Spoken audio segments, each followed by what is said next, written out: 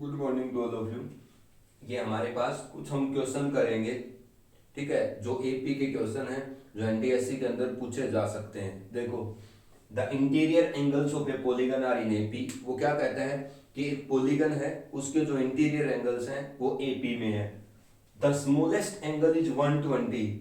जो आपका पॉलीगन है उसके इंटीरियर एंगल्स एपी में है, उनमें सबसे छोटे वाला एंगल 120 डिग्री का है। And the common difference is 5 degree. और कॉमन डिफरेंस क्या है उन एंगल्स का? 5 degree. Find the number of sides of the polygon. तो बताइए उस पॉलीगन की नंबर ऑफ साइड्स कितनी है। तो मान लेते हैं हम कि let the number of sides of the polygon let the number of sides of the polygon be n। हमने मान लिया कि पॉलीगन की नंबर ऑफ साइड कितनी है? n है। अब n साइड का ये जो पॉलीगन है इसके कितने इंटीरियर एंगल होंगे? n इंटीरियर एंगल होंगे। अगर आपके पास 3 साइड का पॉलीगन है ट्रायंगल तो 3 इंटीरियर एंगल होते हैं। अगर 4 साइड का पॉलीगन है कौन सा भी क्वाड्रिलेटरल तो उसके 4 इंटीरियर एंगल होते हैं। तो अगर आपके पॉलीगन के n साइड है तो कितने इंटीरियर एंगल होंगे? n इंटीरियर एंगल होंगे। अब ये n के n इंटीरियर एंगल वो किस में बोल रहा है? AP में। और इन n इंटीरियर एंगल में जो सबसे छोटे वाला एंगल है वो 120 का है। अगर 5 डिग्री का डिफरेंस है तो इससे अगला एंगल कितने का होगा? 125 का। क्यों माइनस ना 120 में 5 आपने जोड़ा क्यों? कॉमन डिफरेंस जरूरी थोड़ी है कि आप ऐड करेंगे, सब्ट्रैक्ट भी तो हो सकता है। ये तो कॉमन डिफरेंस तो वो कांस्टेंट क्वांटिटी है जिनको जोड़ने पर आपके पास अगली टर्म आती है। तो -5 भी हो सकती है, +5। लेकिन उसने सभी इंटीरियर एंगल में 120 डिग्री को क्या बोला है? सबसे छोटे वाला एंगल। अगर ये सबसे छोटा है, सारे इंटीरियर एंगल एपी में है, 5 डिग्री का कॉमन डिफरेंस है, तो इससे अगला 125 होगा, उससे अगला 130। इस तरीके से इस एपी में कितनी टर्म्स होंगी? n टर्म्स होंगी। अगर n साइड का पॉलीगन है तो इस तरीके से कितने एंगल होंगे? n एंगल्स होंगे एपी के अंदर, ठीक है। अब ये जो n एंगल्स हैं जो आपके पॉलीगन के n एंगल्स, ये जो आपके पास एपी की फर्स्ट टर्म है 120, ये आपके पॉलीगन का पहला इंटीरियर एंगल, ये दूसरा इंटीरियर एंगल, ये तीसरा इंटीरियर एंगल।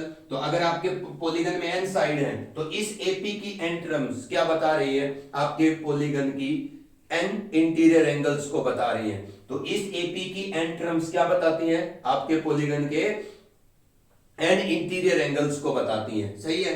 अब देखो, ये मेरे पास n साइड के पॉलीगन के क्या हैं? n इंटीरियर एंगल्स हैं जो इस एपी की n टर्म्स से रिप्रेजेंट होते हैं। समझ में आ गई?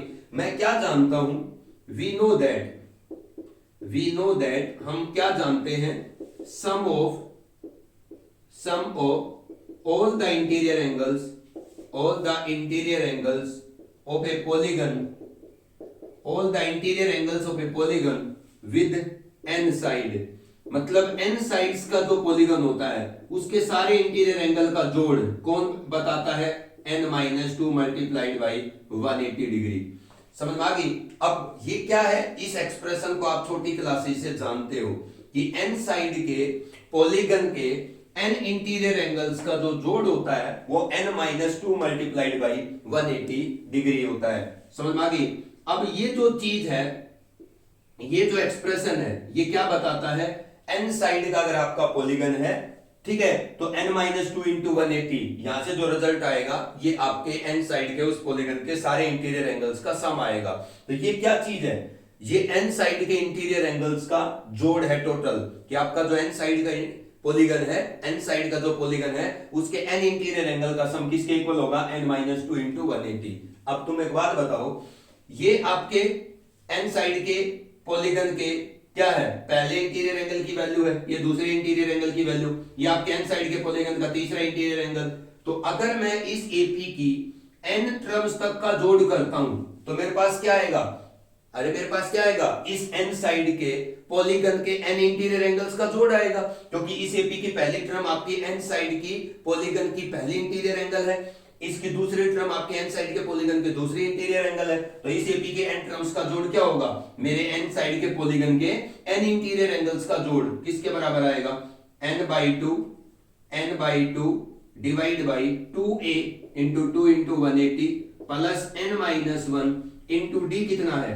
125 माइनस 120 5 डिग्री, तो ये कितना आएगा n/2, ये कितना है 2 2 जा 4 2 1 जा 2 प्लस 5n माइनस का 5, इसका मतलब n/2 ये कितना हो गया 235 प्लस का 5n।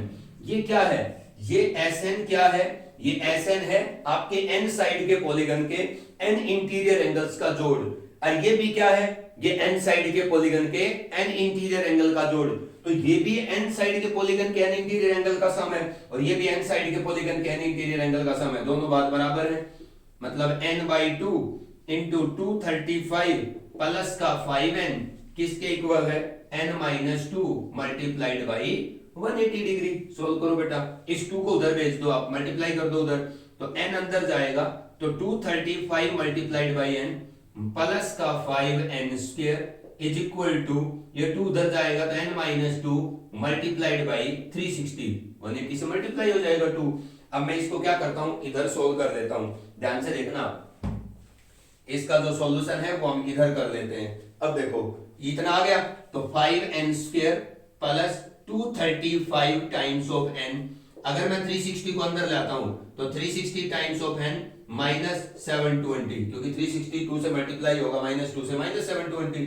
अब उस n वाले पार्ट को इधर ले आओ, 5n square plus 235n minus 360n, वो माइनस 720 इधर आके प्लस 720 इक्वल टू 0, यही आएगा ना आपके पास। अब देखो 5n स्क्वायर माइनस ये 125 हो गया, 125n प्लस 720 इक्वल टू 0, 5 से कैंसिल हो जाएगा, 5 2 जा 10, 25n प्लस 5 1 जा 5 2 5 4 जा 21 44 इक्वल टू 0।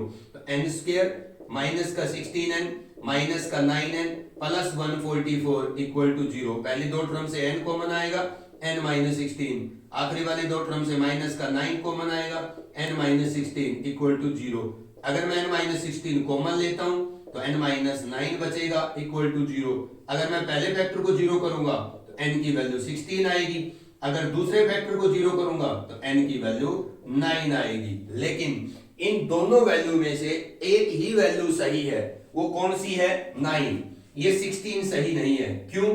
क्योंकि n की वैल्यू 16 पर ये जो आपका n इंटीरियर एंगल का n साइड का पॉलीगन है, समझ में आई, इसका ये आपके पास क्या है, पहला n साइड के पॉलीगन का पहला इंटीरियर एंगल, ये n साइड के पॉलीगन का दूसरा इंटीरियर एंगल, ये n साइड के पॉलीगन का क्या है तीसरा इंटीरियर एंगल।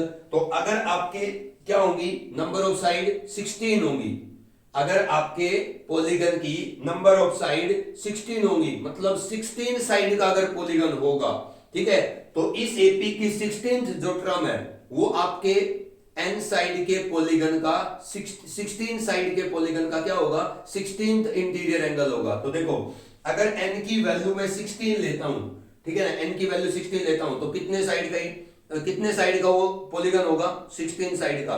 तो 16 साइड के पॉलीगन का जो 16th एंगल है, अब मैं उसको निकालने की कोशिश करता हूं।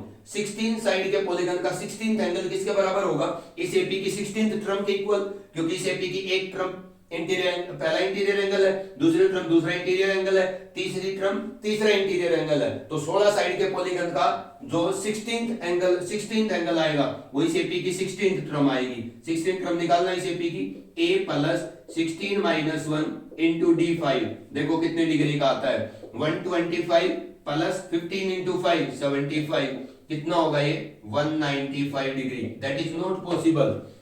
अगर ये 16 साइड का पॉलीगन होगा तो इस एपी के अगर मैं 16वीं टर्म निकालता हूं, मतलब अगर ये 16 साइड का पॉलीगन होगा तो इसका जो 16th एंगल आएगा वो इस पॉलीगन का 195 डिग्री आएगा। किसी भी पॉलीगन का एंगल 180 या 180 से बड़ा नहीं होता, 180 से छोटा होता है। इसका मतलब ये n की वैल्यू 16 नहीं हो सकती, तो 16 साइड का ये पॉलीगन नहीं हो सकता, तो n की वैल्यू क्या आएगी 9। ठीक है, n की वैल्यू 9 लोगे तो 9 साइड के पॉलीगन का जो सबसे बड़ा एंगल है वो इस एपी की 9th टर्म होगी। अगर इस एपी की 9th टर्म आपके पॉलीगन का n 9 साइड के पॉलीगन का सबसे बड़ा एंगल कौन होगा, इस एपी की 9th टर्म। अगर इस एपी की 9th टर्म 180 से छोटी आती है तो फिर आपके पास 9 साइड का ये पॉलीगन होगा। समझ गए होगे तुम इस बात को।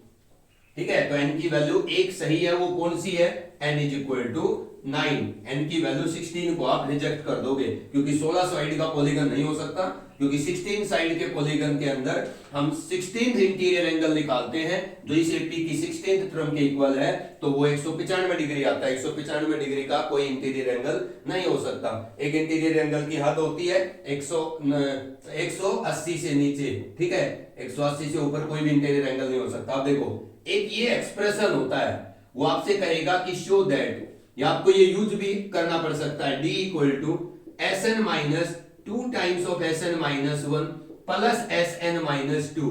ये दोनों एक्सप्रेशन बराबर होते हैं, ये d का ही सम की फॉर्म में एक एक्सप्रेशन होता है। अगर हमें इसको प्रूव करना हो या कैलकुलेट करना हो तो कैसे करेंगे, प्रूव कैसे करेंगे, मैं इसकी राइट साइड को सोल्व करूंगा बेटा।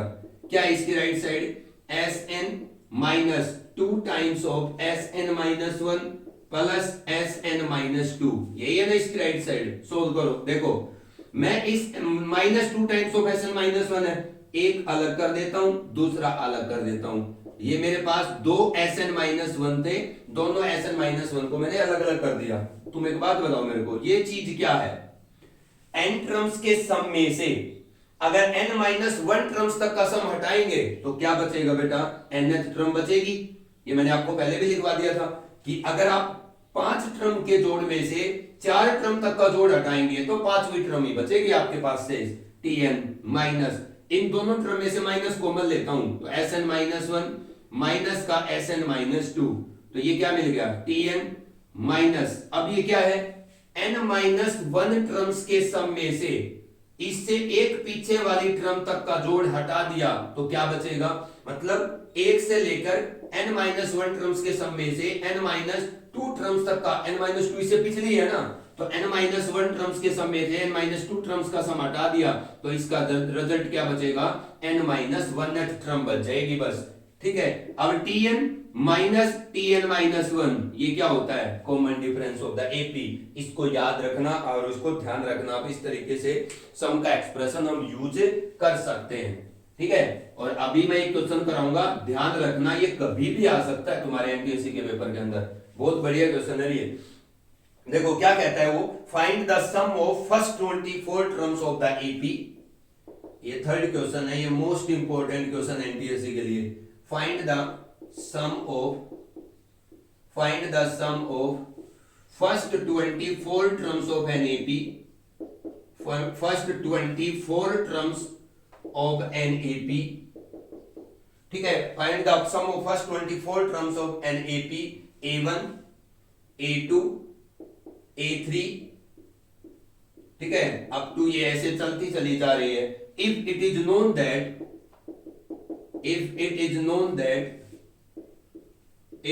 नोन दैट अगर ये चीज आपके पास एग्जिस्ट करती है, क्या कि A1 plus A5 plus A10 plus A15 plus A20 plus A24, अगर ये इक्वेशन किसके इक्वल है, 225 के इक्वल है, तो ये चीज अगर आपको गिवन है तो ये जो एपी है जिसकी फर्स्ट टर्म A1 है, सेकंड टर्म A2 है, थर्ड टर्म A3 है और nth टर्म क्या है, AN है, इस एपी की पहली 24 टर्म का जोड़ कैलकुलेट करिए। मतलब इस इक्वेशन का यूज करके आप एक एपी, ये जो एपी है A1 A2 A3 up to AN जिसकी nth टर्म है AN, इस एपी की पहली 24 टर्म का जोड़ करिए इस इक्वेशन की मदद से। ये इक्वेशन आपको गिवन है, कैसे करेंगे, तुम एक बात बताओ मेरे को, ये आपको जो इक्वेशन है गिवन, A1 प्लस, ध्यान से देखना, A5 plus A10 plus A15 plus A20 plus A24 is equal to 225। मतलब एक एपी, ये एक एपी है A1 A2 A3 up to AN, इस एपी की पहली 24 टर्म का जोड़ करना है, ठीक है ना।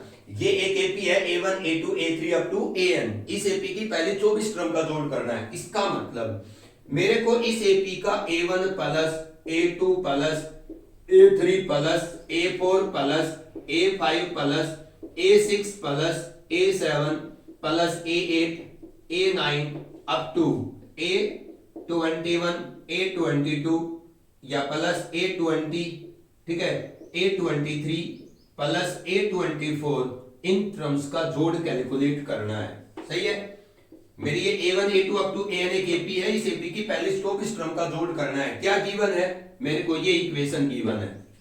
ठीक है, अब देखो कैसे मैं इन टर्म्स का जोड़ करूं। ना तो मेरे को इस AP की फर्स्ट टर्म पता और ना ही मेरे को कॉमन डिफरेंस पता, ना मेरे को लास्ट टर्म पता। ठीक है, अब क्या करूं मैं।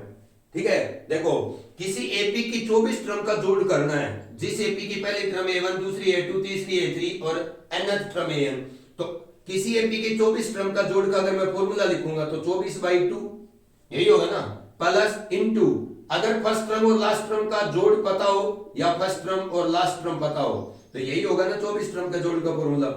इस AP की पहली 24 टर्म का जोड़ का फॉर्मूला क्या आएगा, 24/2 पहली टर्म प्लस 24वीं टर्म। क्योंकि अगर किसी AP की 24 टर्म तक का जोड़ करना है तो आपका लास्ट टर्म कौन होगा 24 और फर्स्ट टर्म कौन होगा 1। तो इसका मतलब अगर मेरे को 12 टाइम्स ऑफ S24 इस AP की पहली 24 टर्म का जोड़ किसके बराबर आएगा 12 इंटू A1 प्लस A24, जो मेरे को इक्वेशन गिवन है। अगर मैं इसकी मदद से किसी भी तरीके से इस AP की पहली और 24वीं टर्म का जोड़ निकाल सकता हूं तो 24 टर्म का जोड़ कैलकुलेट हो सकता है। ना तो आपको 24वीं टर्म पता, ना आपको पहली टर्म पता, तो तुम क्या करो A1 प्लस A24 निकाल दो किसी भी तरीके से इस AP का, जिसका पहले 24 टर्म का जोड़ करना चाहते हैं। तो मैं एक बात बताऊं मेरे को, ये जो इक्वेशन गिवन है इसको ध्यान से देखो। मैंने आपको एक प्रॉपर्टी बताई थी AP की कि AP की ऐसी दो टर्म का जोड़ बराबर होता है जो दो टर्म AP के अंदर बिगिनिंग से और एंड से सेम पोजीशन पे लाई करती हैं। AP के अंदर ऐसी दो टर्म का जोड़ सब का बराबर होता है, ऐसी दो टर्म का जोड़ AP में सभी का इक्वल होता है जो दो टर्म बिगिनिंग से और एंड से सेम पोजीशन पे लाई करती हैं। और ऐसी दो टर्म का जोड़ जो बिगिनिंग से और एंड से सेम पोजीशन पे लाई करती हैं वो दोनों का जोड़, ऐसी दो टर्म का जोड़ आपस में बराबर होता है। और किसके बराबर होता है ऐसी दो टर्म का जोड़ AP में जो बिगिनिंग से और एंड से सेम पोजीशन पे लाई करती हैं, उस AP की पहली और आखिरी टर्म के जोड़ के बराबर। सही है बात। इस AP की 24 टर्म का जोड़ करना चाहता हूं, ठीक है, तो इस AP की दूसरी टर्म का और 23वीं टर्म का जोड़, पहली टर्म का और 24वीं टर्म का जोड़, मतलब बिगिनिंग से फर्स्ट एंड से फर्स्ट, बिगिनिंग से सेकंड एंड से सेकंड। ठीक है, मतलब इस AP के अंदर A1 प्लस A24 जितना होगा उतना ही A2 प्लस A23 होगा 24 टर्म की AP के अंदर, उतना ही A3 प्लस A22 होगा प्लस इज इक्वल टू इन दो दो टर्म का जोड़ बराबर होगा ना जो बिगिनिंग से और एंड से सेम पोजीशन पे लाई करती हैं। A4 plus A21 in term का जोड़ भी इक्वल होगा। समझ में आई, ये सभी बराबर हैं। अगर 24 टर्म की AP है तो इसके अंदर first term from the beginning और first term from the end, second term from the beginning, second term from the end, third term from the beginning और third term from the end, इन दो दो term के pair का जोड़ बराबर है। और ये जितने भी हैं A2 A23 A3 A22 A4 A21, इन सभी टर्म का जोड़ किसके बराबर है, इस AP की पहली और 24वीं टर्म के जोड़ के बराबर, उस प्रॉपर्टी के अकॉर्डिंग। यहां देखो आप ध्यान से, ये आपके पास जो गिवन कंडीशन है, मेरा मकसद क्या है, पहली और 24वीं टर्म का जोड़ ले आना डायरेक्ट, क्योंकि ना तो मैं यहां से इंडिविजुअल 24वीं टर्म निकाल सकता, ना कॉमन डिफरेंस निकाल सकता। तो मैं क्या करूंगा, इस प्रॉपर्टी को यूज करूंगा। ये जो इक्वेशन है इसमें A1 plus A24, A1 plus A24 इसको एक जगह लिख लेता हूं। ये A5 और A20, A5 प्लस A20 इन दोनों को एक जगह, A10 और A15, A10 plus A15 that is equal to 225। अब ध्यान से समझो, 24 टर्म की AP के अंदर ये दोनों का जोड़ A1 प्लस A24, ठीक है, सही है, प्लस अगर आपकी 24 टर्म की AP है तो ये और ये बिगिनिंग से और एंड से दोनों सेम पोजीशन पे लाई करती हैं। 24 टर्म की AP के अंदर पांचवी टर्म फ्रॉम द बिगिनिंग और ये क्या है 24 टर्म की AP में fifth term from the beginning है A5 और A20 क्या है fifth term from the and. ठीक है, इन दोनों टर्म का जोड़ देखो आप, 24 टर्म की AP है ना, तो स्टार्टिंग से पांचवी टर्म क्या आएगी A2 A1 A2 A3 A4 A5, ठीक है ना, 24 टर्म की AP में। और A24 लास्ट से फर्स्ट टर्म है, A23 लास्ट से सेकंड है, A22 लास्ट से थर्ड है, A21 लास्ट से 4 है और A20 क्या है लास्ट से 5 है। तो ये 24 टर्म की जो एपी है उसमें ये बिगिनिंग से 5th पोजीशन पे है, ये एंड से 5th पोजीशन पे है। इन दोनों टर्म का जोड़ किसके बराबर है? A1 प्लस A24 के, क्योंकि ऐसी दो टर्म का जोड़ जो बिगिनिंग से और एंड से सेम पोजीशन पर लाई करती है एपी में, वो ऐसी दो टर्म का जोड़ किसके बराबर लिख सकते हैं हम? एपी की पहली और आखिरी टर्म के जोड़ के बराबर। तो A5 प्लस A20 किसके इक्वल लिखा जा सकता है? A1 plus A24। बात सही है? प्लस A10 प्लस A15, ये दोनों टर्म कैसी है? 10वीं टर्म फ्रॉम द बिगिनिंग। ये तो है 10th term from the beginning. 24 term की एपी के अंदर ये तो 10वीं टर्म फ्रॉम द बिगिनिंग है, और ये क्या है? 10वीं टर्म फ्रॉम द एंड है। समझ में आई? क्योंकि फ्रॉम द एंड से 24वीं क्या होगी? पहली, 23वीं दूसरी, 22वीं क्या होगी? तीसरी, 21वीं चौथी, और उसके बाद 20वीं पांचवी, 19वीं क्या होगी? छठी, 18वीं क्या होगी? सातवीं, और क्या नाम है जो 17 टर्म होगी वो क्या होगी? 17 टर्म कौन सी होगी? 8वीं, 9वीं, और उसके बाद जो 15 टर्म होगी वो कौन सी होगी? 10वीं। तो ये क्या है? 10 टर्म फ्रॉम द बिगिनिंग। और ये क्या है? 24 टर्म की एपी की बात हो रही है। तो अब जिस एपी में 24 टर्म है उस एपी की ये क्या है? 10वीं टर्म फ्रॉम द बिगिनिंग, और ये कौन सी टर्म है? 10वीं टर्म फ्रॉम द एंड। अब 24 टर्म की एपी में अगर ये ऐसी दो टर्म का जोड़ है जो दोनों टर्म बिगिनिंग से और एंड से सेम पोजीशन पे लाई करती है, तो इन दोनों टर्म का जोड़ मैं इस 24 टर्म की एपी के अंदर पहली और लास्ट टर्म के जोड़ के बराबर लिख सकता हूं। That is equal to 225। ये उस प्रॉपर्टी का यूज है। तो ये कितने हो गए?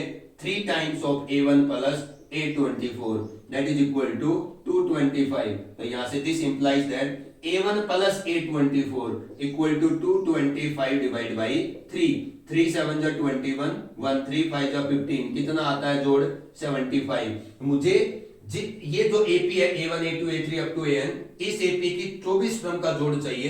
तो 24 divide by 2, first term plus last term, 24वीं टर्म आपकी लास्ट टर्म होगी। तो ये 12 मल्टीप्लाइड बाई 75, 12 मल्टीप्लाइड बाई 5 60, ये कितना हो गया? 12 इंटू 7 84, 84 और 6 90।